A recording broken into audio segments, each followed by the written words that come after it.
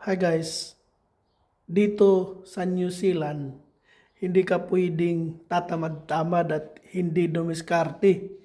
Kasi napakamahal dito ng pagkain, mahal dito ang renta ng bahay, mahal dito ang lahat ng bilihin. Kaya kailangan mong doble kayod. Ito guys, yan, sideline ko ngayon. Nagpa-plaster ako at magpipintura dito sa parang maliit naman cave. So yan guys, kahit may trabaho pa ako, nagsa-sideline pa kasi di pa sapat ang kinikita.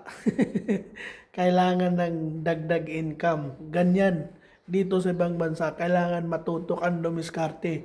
Hindi ka pwedeng mag-rely sa sarili mong sahod, sa main sahod mo. Kasi kung magre-rely ka lang sa sahod mo weekly, ay kung makakaipon ka man, kunting-kunti lang. Kaya kailangan mong doble kayod.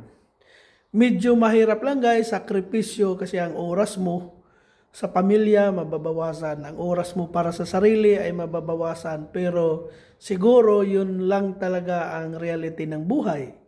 No? Dahil sa hirap at mahal ang bilihin ay kailangan magdoble kayod.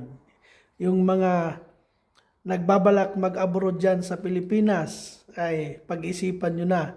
Lalo na kung titira dito ang iyong pamilya sa ibang bansa kasama mo ay kailangan mong doble kayod. Sa Pilipinas nga, dodoble kayod ka rin. Ganon rin dito sa New Zealand, sa ibang bansa.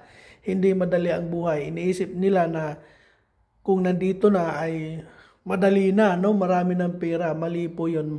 Wrong expectation po yun. Kasi kung kasama mo ang pamilya dito, lahat ng bagay, magastos, kukulangin ang sahod na iyong matatanggap weekly. Dito sa New Zealand kasi weekly ang sahod. Kaya kailangan dumiskarte.